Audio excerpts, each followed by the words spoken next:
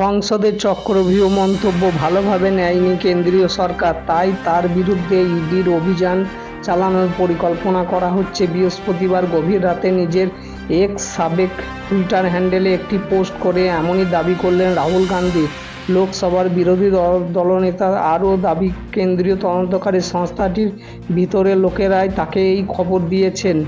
ওই পোস্টের ইডি ডিরেক্টরের উদ্দেশ্যে রাহুল জানান, তিনি ওই অভিযানের মুখোমুখি হতে প্রস্তুত, তার জন্য চা বিস্কুট প্রস্তুত রাখার কথাও বলে কটাক্ষ করেছেন তিনি।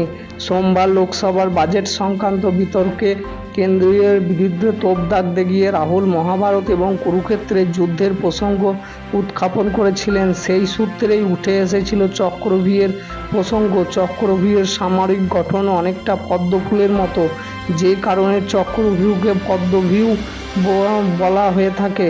সেই কথা উল্লেখ করেই কেন্দ্রীয় বিজেপি শাসিত সরকারকে আক্রমণ করেন রাহুল।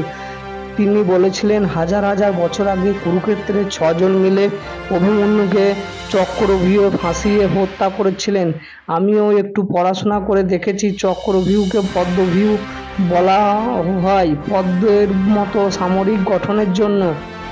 এরপরই কেন্দ্রকে বিদ্বেষে সোমবার লোকসভায় বিরোধী দলনেতা রাহুল বলেছিলেন, একবিংশ শতাব্দীর এক নতুন চক্রব্যূহ তৈরি হয়েছে, তা আবার পদ্ম ফুলের আকারে, যার প্রতীক প্রধানমন্ত্রী বুকে পড়ে থাকেন। অভিমন্যুর সঙ্গে যা করা হয়েছিল, যেভাবে তাকে ফাঁসানো হয়েছিল চক্রব্যূহ, সেটাই দেশের সঙ্গে দেশের যুব সমাজ, কৃষক, মহিলা এবং ক্ষুদ্র কুটির মাঝারি শিল্পের সঙ্গে করা হচ্ছে। রাহুলের যুক্তি, মহাভারতের চক্রব্যূহের রাজ ছিল 6 জনের হাতে, দ্রোণাচার্য, কর্ণ, কৃপাচার্য, কৃতবর্মা, অশ্বত্থামা, শকুনি। বর্তমান সময়ে যে চক্রব্যূহের কথা রাহুল বলছেন, সেখানে 6 জনের হাতে রাজ রয়েছে বলে দাবি বিরোধী দলনেতার। রাহুলের মতে সেই 6 জন হলেন প্রধানমন্ত্রী নরেন্দ্র মোদী, স্বরাষ্ট্রমন্ত্রী অমিত শাহ, আরএসএস প্রধান মোহন ভাগবত, দেশের জাতীয় নিরাপত্তা উপদেষ্টা অজিত ডোভাল এবং 2 শিল্পপতি মুকেশ আম্বানি, গৌতম আদানি। লোকসভায় রাহুল এ কথা বলার সঙ্গে সঙ্গেই আপত্তি জানান স্পিকার ওম বিড়লা। বিজেপি শিবির থেকে হট্টগোল শুরু হয়ে যায়। স্পিকার রাহুলকে জানান, যারা লোকসভা সদস্য নন তাদের নাম ব্যবহার করা যাবে না। বৃহস্পতিবার রাত 1:52 রাহুল এক্স হ্যান্ডেলে লেখেন, স্পষ্টত দুজনের আমার চক্রব্যূহ মন্তব্য পছন্দ করেননি। ইডির ভিতরের লোকেরাই আমায় বলেছেন একটি তল্লাশি অভিযানের পরিকল্পনা করা হচ্ছে। মনে করা হচ্ছে রাহুল চক্রব্যূহ মন্তব্য তার উল্লেখিত 6 জনের মধ্যে 2 জনের দিকে ইঙ্গিত করতে চেয়েছেন। চলুন পরের খবরে দেখে নিই। 2014 সাল থেকে পরপর তিনি ডায়মন্ড হাবড়া লোকসভা থেকে জিতেছেন। এবার জিতেছেন রেকর্ড 7,10,000 ভোটে। তবে সংসদ তার উপস্থিতির হার নিয়ে কটাক্ষ করতেন বিরোধীরা। লোকসভা অধিবেশনে তার ধারাবাহিক অনুপস্থিতি নিয়ে একান্ত আলোচনায় বিরক্ত গোপন করতেন না তৃণমূলের অনেক নেতা।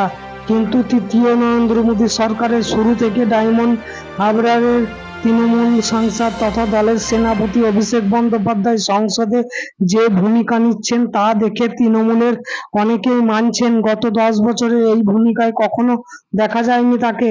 এতটাই যে দলের অনেকের মতে অভিষেক এখন তৃণমূলের সংসদীয় দলের অঘোষিত নেতা। তার সক্রিয়তার জেরে কার্যত স্থান লোকসভার নেতা সুদীপ বন্দ্যোপাধ্যায় আর রাজ্যসভার নেতা ডেরেক ওব্রায়ানের দলের অন্দরেই অভিষেকের আস্থাভাজন বলে পরিচিত। বাজেটের উপর বক্তৃতায় তৃণমূলের তরফে অভিষেকই ছিলেন প্রথম বক্তা। বক্তৃতার আগের দিন নিজের তা ঘোষণা করেছিলেন। সেই বক্তৃতার ঝাঁজ নিয়ে জাতীয় রাজনীতিতে বিস্তর আলোচনা হয়েছে। শুধু বক্তৃতা নয়, সংসদের বাইরেও সংবাদ মাধ্যমের সঙ্গে কথা বলার সময়ে মোদী তথা বিজেপি বিরোধিতায় যে আগ্রাসী রূপ অভিষেক দেখাচ্ছেন, তাতে আরও স্পষ্ট হয়ে গিয়েছে গত 10 বছরের সঙ্গে এবারে সংসদ অভিষেক ফারাক।